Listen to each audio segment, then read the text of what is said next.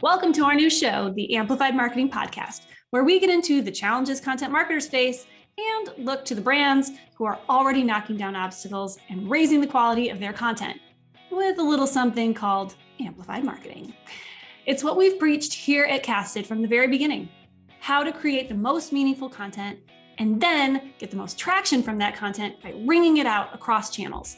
These interviews for our first season were recorded as part of a special event to officially kickstart this new approach to content marketing. And we dive into the components of amplified marketing, the strategies that work best, and we reveal just how much of an impact this approach can have on your business.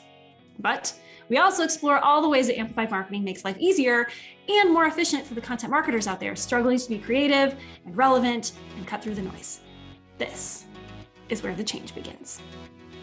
I'm Lindsay Chepkema, CEO and co-founder of Casted, the first and the only amplified marketing platform made specifically for B2B marketers. And this is our new podcast.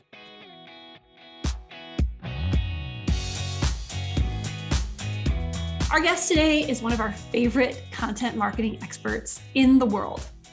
Yeah, I said what I said. As a multimedia marketer at OpenView, Meg Johnson is a pioneer in the amplified marketing space and one of our first colleagues who, like us, saw how complicated and discouraging the life of the content marketer has become. Meg knew that there just had to be a better way to create all that content that she needed without sacrificing quality or creativity, and that meant she needed a revolving source of content. Content carousel, if you will.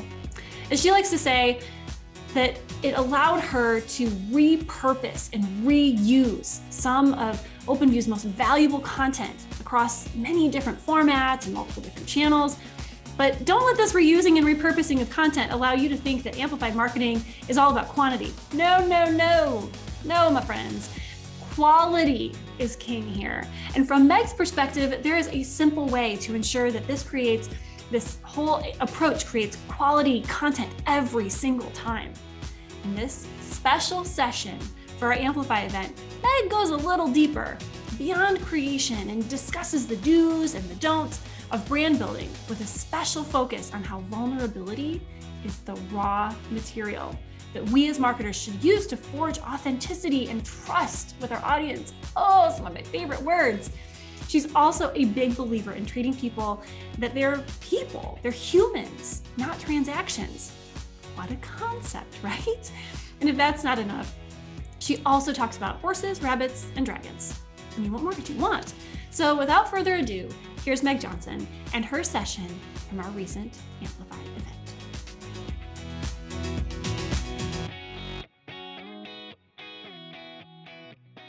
Company social media accounts are getting less attention than ever. And it's for good reason. It's because people care about people, not your brand. In fact, 8 times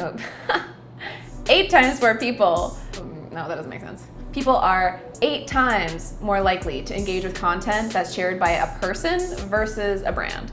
It's no longer enough to just brand your company. You need to brand what it means to be an employee, an ambassador, and a champion of this company. Because, newsflash, no one wants to work with a sleazeball. And I don't blame them. The idea of branding a person within an organization to elevate the organization's overall brand awareness is nothing new. We see it all the time in influencer branding. But normally it's kind of gross and artificial. So what makes a good brand? Building personal brands doesn't have to come with the huge egos, the over-the-top paid partnerships with Fabletics, the tummy tea, or the RGB room lights. I believe that the best way to build a brand is through authenticity and trust. First, let's look at the definition for authenticity. Authenticity is the daily practice of letting go of who we should be and embracing who we truly are. So what does that mean? And how do we do that with content? The best way to build authenticity for your brand or your personal brand is to focus on what people are most excited to talk about. Harnessing that enthusiasm is the best way to get engaging content. Like I said, people care about what other people care about. Having that common interest point to get excited about builds that relationship in an authentic way and makes people coming back to say, hey, what is my friend Meg up to? And can we talk about roller skating or sloths sometime soon? Hell yeah. Your audience should feel like you are best friends with them without even ever having to meet you. That's the beauty of the internet. and content. On that note of building what seems like a friendship with your audience, the key part of any friendship is trust. Trust is choosing to make something important to you vulnerable to the actions of someone else. I want to zoom in on that word, vulnerable, because vulnerability is the biggest pillar of trust and of building an effective, authentic relationship. And now that we have these definitions for trust and authenticity, how do these connect to branding? Well, I have two more words for you, and that is consistency and support. Sort of a hard pill to swallow, but you're not the main character in everyone else's story. And what I mean by that is that no one's waiting on the edge of your seat for you to drop that one launch post about that piece of content. You need to give people plenty of times and options of when they can see this content in their feed by posting multiple times over an extended period of time. Content has a way longer shelf life, but people only post it once because they assume everyone's on the edge of their seat just waiting for the next content drop, when that's just really not the case. When I joined OpenView, our podcast had a different host for every season. I found this extremely confusing. I was looking at old seasons saying, who are these people? Where did Ariel go? I thought she was gonna be the host. Where did Kyle go? I thought he was gonna be the host. And it's very confusing. Having that lack of consistency made me wonder, why should I care about what any of these people say if I haven't really been given a chance to get to know them, see them consistently, and build that trust? So what OpenView did was we made Blake Bartlett the host of all the podcast seasons going forward. So that way, when someone goes from one season to the next, they're like, oh, hey, that's Blake. Hi, Blake. I know him. I trust him. I've seen him on all seasons of the podcast, so I trust his opinions and want to come back for his content. And you know what? Maybe I'll head over to LinkedIn and watch his video series that he does every week. That's what we do. And for the last 3 seasons, we've seen great success with that. Remember a few seconds ago when I was talking about the definition of trust and really zooming in on that word vulnerability?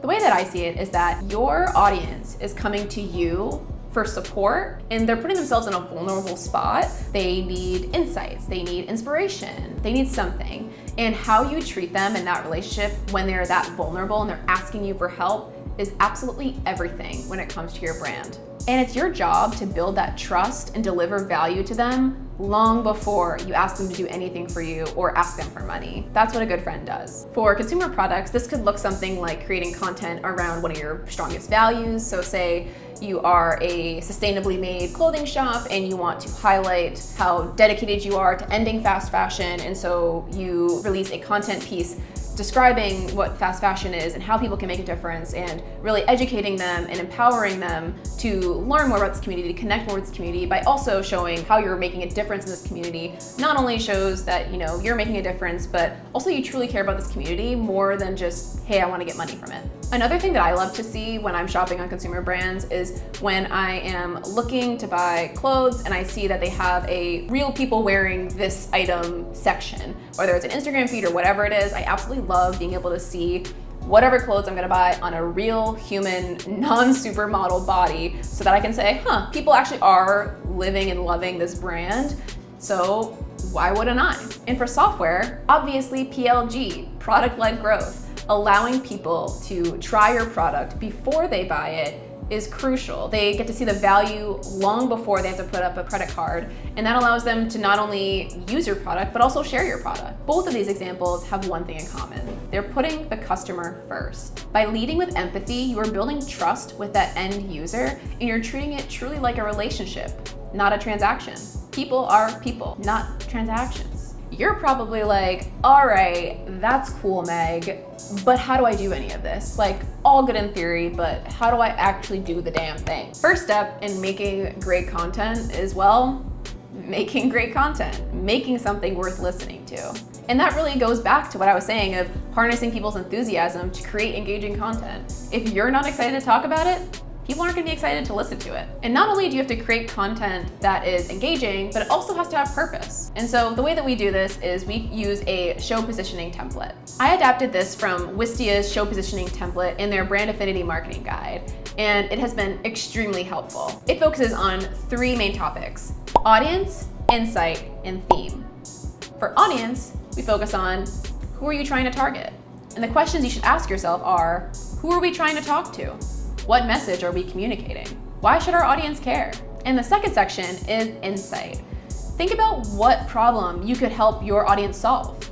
Ask yourself questions like, why are we doing this? What problem are we solving? And what's our goal? And 3, the theme. The theme is the solution. You should ask yourself questions like, well, what is the solution to this problem? And what does the solution look like? My next piece of advice for you is to identify 3 key takeaways in the first 3 minutes of your podcast episode. We live in the age of short attention spans, and I got this kind of 3 key takeaways in the 3-minute rule from Jay Acunzo, who is a phenomenal writer, podcast producer, and creative thinker who just knows everything about this subject. I highly recommend that you check out his ideas on podcast structure, as they're amazing. TLDR, this structure stresses the importance of a cold open and the idea that you need to hook someone within the first 3 minutes of your episode to get them to want to listen to the rest of it. Your listeners should know why they're listening, what top insights you have to share, and why they should identify with your community. My favorite example of a cold open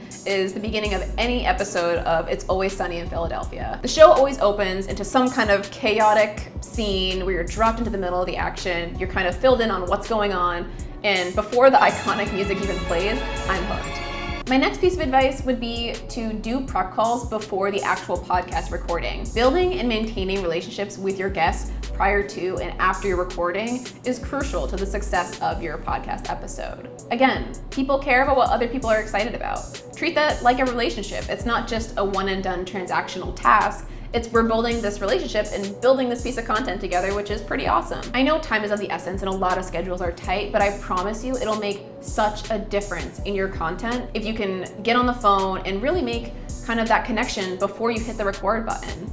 That way you can ask insightful questions, play off of things that they're already interested in, and it's less awkward like that time you ran into that weird guy from high school. On to the next one. Read the room. The internet room. What do I mean by that? It's extremely crucial you understand the wants and needs of your audience. And by doing that, you should be aware if it's a good or bad time to release content. If the entire world is burning around us and everything seems absolutely chaotic, no one gives a shit about your ebook. So maybe just hang tight to that. There's a delicate balance between being a good marketer and being a good human.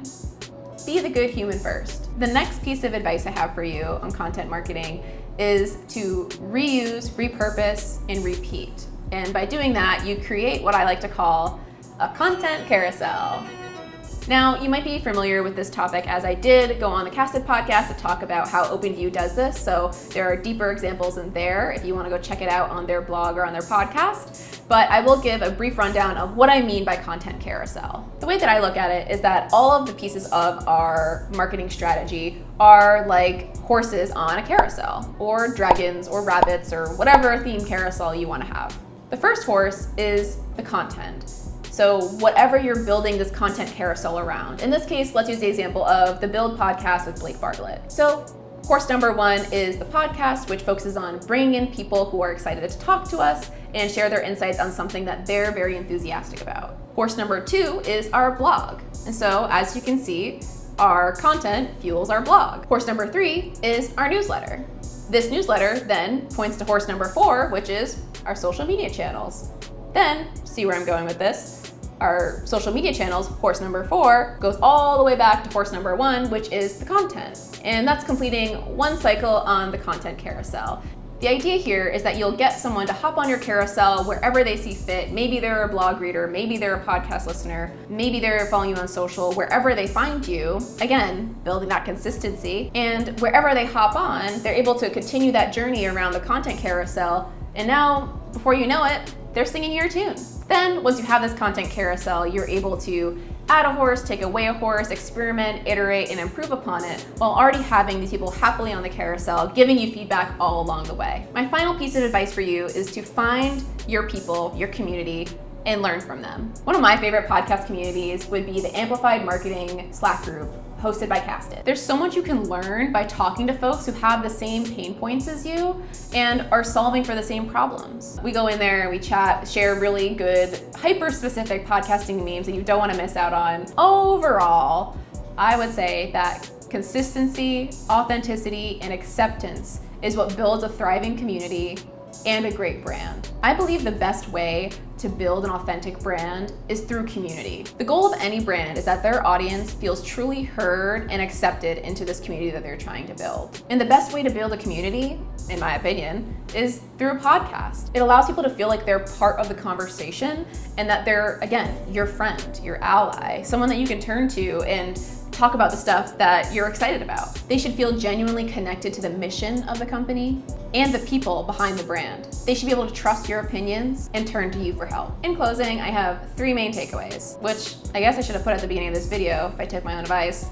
1, put the customer's needs before your own and lead with empathy. That is the way to build authentic relationships. Consistency is the key to building trust. And empower yourself and others to embrace their true self at work. By doing this, you'll learn so much more about each other and create way better content than the marketing SEO robots on LinkedIn. Basically, a good brand should feel like a friendship. And a good friendship is one where you feel like you're listened to just as much as you listen to them. So listen to your audience and let's be friends.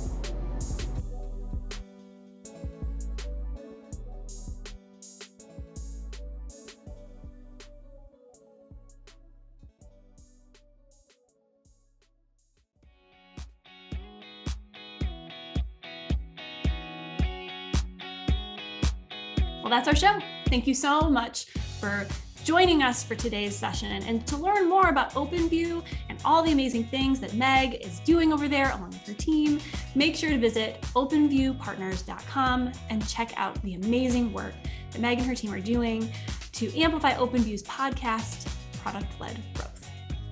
To learn more about how Casted can help you, visit casted.us. And be sure to subscribe to our newsletter to be the first to get all things amplified marketing, B2B podcasting, B2B video, and so much more.